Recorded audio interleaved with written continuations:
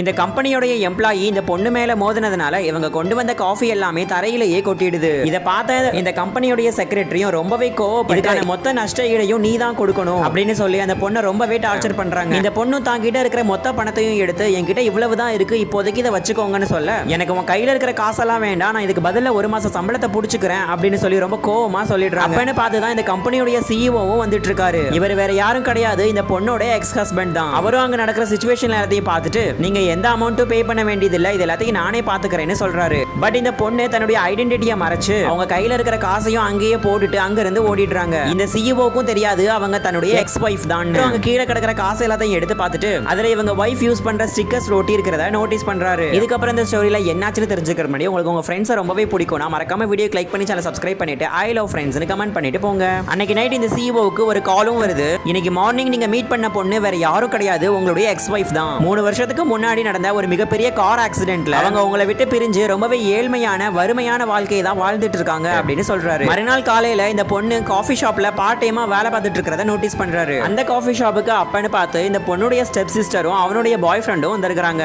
அந்த பாய் ஃப்ரெண்ட் பையனும் இந்த பொண்ணை பார்த்துட்டு நீ எல்லாம் இன்னும் உயிரோட தான் இருக்கியா அப்படின்னு சொல்லி ரொம்ப நக்கலா கேட்கிறான். ஆக்சுவலா இந்த சிஇஓவை இந்த தங்கச்சி பொண்ணு தான் கல்யாணம் பண்ற மாதிரி இருந்திருக்கும். பட் அவ கல்யாணம் பண்ணிக்க முடியாதுன்னு சொல்லி ரொம்பவே ரெஃப்யூஸ் பண்ணதுனால அவங்க அக்கா பொண்ணு தலையில கட்டி வச்சிருப்பாங்க. சடனா இந்த பாய் ஃப்ரெண்ட் பையனும் ரொம்ப கோவப்பட்டு அந்த வெயிட்டர் பொண்ணையுமே அடிக்கிறதுக்காக போறான். நல்ல வேலையா அந்த சிஇஓ வந்து தன்னுடைய ஒய்ஃபை காப்பாத்திட்டாரு.